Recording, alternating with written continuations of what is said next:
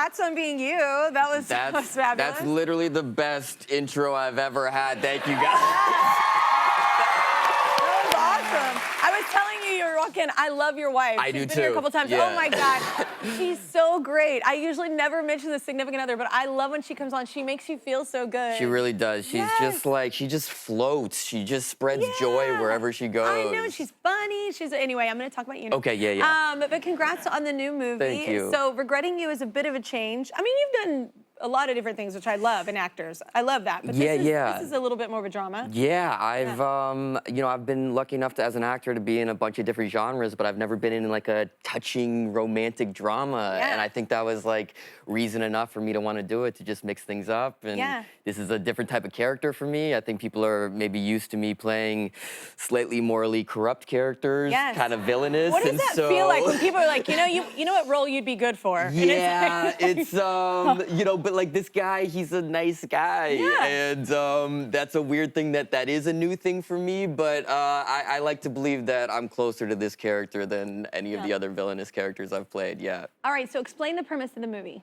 Okay, so Regretting You is, it's basically about a family dealing with the aftermath of a tragic accident, and deep, dark secrets are revealed. Which is so sad. It is very sad, but also, yes, the movie it will make you cry, but also, it's kind of funny, and it's very relatable, and it's human, and it reminds me of just like, those timeless films like Jerry McGuire and Say Anything. I'm just naming Cameron Crowe movies now, but he just nailed that tone, and so that was kind of our guiding light. Yeah, absolutely. Were you reserved like him? Oh, big time. Yeah, I mean, I was the kid in middle school who said like 3 words out loud. I was just very, very shy, and even through high school into college, like I remember I was hanging out with this girl, and this is like freshman year of college when I should be, more confident at this point, but like I remember hanging out with this girl all night, and we were in her dorm room, and everything was going great, and like both sides were clearly into this, but I just couldn't make the move. And so what I did is I grabbed a Post-it from her desk and I wrote down, "Can I kiss you?" Oh no. And I know. So listen, it eventually led to a kiss. It even took a little too long after the Post-it handoff. But I'm sweating. As you can imagine, I didn't see her again after that. But no, I mean, I'm just thinking another story that makes me look bad. In high school, I was dating this girl, and it was Valentine's Day, and so I decided to show up early to school and bring a rose to each one of her teachers so they could hand them to her throughout the day. That's sweet. And it's a very nice gesture, but in hindsight, we hadn't been dating that long, and so it just might have been a slightly bold, aggressive move at that point. Okay. And so I didn't see her all day until the end of the day, and I come up to her, and she goes, "Thanks for the roses." And I was like, "You got it." Oh, no!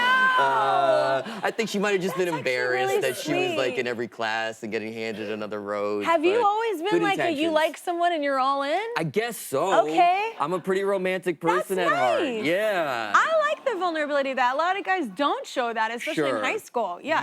Sure. Oh my God. So wait, Jonah, you also felt ready to settle down, like at a young age, right? You were. Yeah, I was 26 when I met my wife, and which for some of us seems young. Definitely, yeah. she's very young to me at Not this point. in the South. People are married at like 20, That's 19, true. 20. That's yes, true. Yes.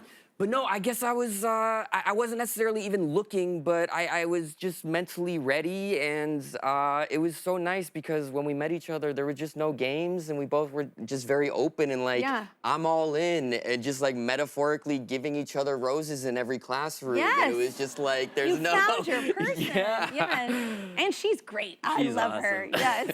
All right, so you have another film as well. So you also have Now You See Me, Now You Don't coming out. Yes. What's happening in this one? What's happening is such a great cast. Thank you. It's the 3rd installment of the Now You See Me series. I was pushing to call it Now You 3 Me. So yeah, basically everyone's back, and like this is a cast that I've known for nearly 15 years now, and so like we genuinely love each other. There is no set that I laugh on more, and I think this like real love for each other kind of comes across on screen, and I think that's why people like That these chemistry. movies. Yeah, but it's magicians doing heists again. It's I like, know. yeah, For good. Yeah, you know, I'm learning. My character is like he throws cards, and so I learned new ways to throw What do cards. you mean you just throw them, or? Just kind of like I can like really whip them in a way that I could like kind of do some serious damage. I got so good to the point where like I can cut a banana like a in card half. ninja. Yeah. What? Yeah. It's a whole thing. Okay, I'm gonna need to see that in the break. All right, we are back with Dave Franco. Now, you also have the studio, which just won a lot of Emmys. You're in a lot of things, sir. Yeah, and I've heard you say that your character is you, but with like a toxic level of positivity. Yeah. It's like so I play myself technically on this show, and in these scenes, I'm on, many drugs. It's a mix of, it's a mix of alcohol, weed, cocaine, and mushrooms, and so. Oh my God, how are you not dead? Your character. Right, I'm close to it, as you can see. But Seth and Evan, who created the show and who I've known for 20 years, they I guess took like just this like kernel of who I am in real life, which is, a generally positive, optimistic person, and they just ratcheted up to this level of toxic positivity. Yeah. And so everyone else in this episode is going through hell. They're so stressed, and then you throw me in the middle of it, who's so happy, and it annoys the hell out of everyone else. That's amazing. Yeah. What a fun cast as well. There's so many people in and incredible. out of this. Congratulations on the Thank you. success of that as well. How do you think you've grown as a comedic actor over time? Because you're very funny. Your timing is very funny. And usually people that I feel when I'm watching movies, if you're good at comedy, then you're gonna be really good at drama as well. Because the timing, there's something about the timing. For sure. I think first off, I've been just so lucky to be surrounded by some of the funniest people on the planet. I think about doing these early movies with Seth Rogen and Jonah Hill and people like that, and they lift everyone up around them, but it's intimidating at first because when you're opposite these people who are so quick, at first you kind of think like, oh, I gotta keep up with them, and it's like, no, just be in the scene, just kind of react off what they're doing. No one's gonna keep up with them. And so when I first started, I was kind of more of the straight guy in these comedies. I wasn't the guy who was throwing out a bunch of jokes. Yeah. You put me in a bizarre scenario and I'll play it as real as possible and let the humor come from that. But over the years, I think just like coming into my own and working with these same people over and over, it just gave me a little more confidence to take on these more kind of crazy characters like Dave Franco in the studio. And, I played this pop star in this TV show, The After Party, who's crazy bleached hair, just over the top madness. And Super cool. Totally cool.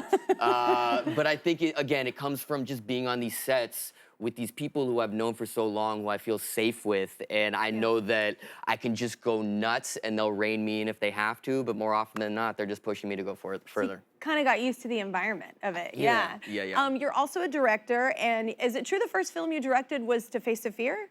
I don't know if that was the specific reason, but it did kind of stem from like my paranoia about home sharing and just kind of thinking about like, what's keeping someone from renting a place, then making copies of the key and coming back at a later date whenever they want? You have seen Dateline, yes. Yes. And so that's where it all stemmed from. But this was, this is a movie called The Rental. I wrote and directed this one. My wife is in this one, and I just hold it very near to my heart. And I heard that you don't love horror and that you will never see this. I will never see Fair that. enough. Yeah, I will tell you. Look, you have so many projects going on. That is one I will not watch. Okay. Yes. Yeah. Let me ask this. I don't watch horror, and there's things I really want to watch. Yeah. But I just can't because I love the people in them. But it will haunt me forever. I get it. Here's the struggle for you specifically. You love my wife so much. I know, I do. Me and her did a horror movie this year called Together. Oh. I think you might have to just face your fears just for my wife. I'm telling you, I It's do also love very her. romantic. It's also romantic. A romantic horror?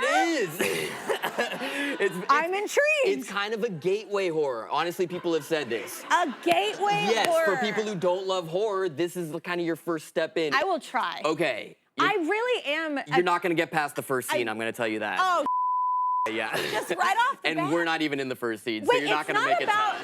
It's not about gore. I can handle gore. Oh, okay, yeah. It's not gore. It's the jumping out, and it's just the popping out of nowhere. There's like and freaky things I happening. genuinely mean this. There's Or like turning into evil. 3 to 4 jump scares in this, and they're all in the first like 20 minutes. So I'll just start 25 in. Okay. Okay. Oh my God. Deal. I'm gonna try. Okay, I know. that's very I sweet. promised another person on the show too that I was gonna try because it really genuinely scares me. Yeah, I just I anyway. get it. And then I have nightmares like a child.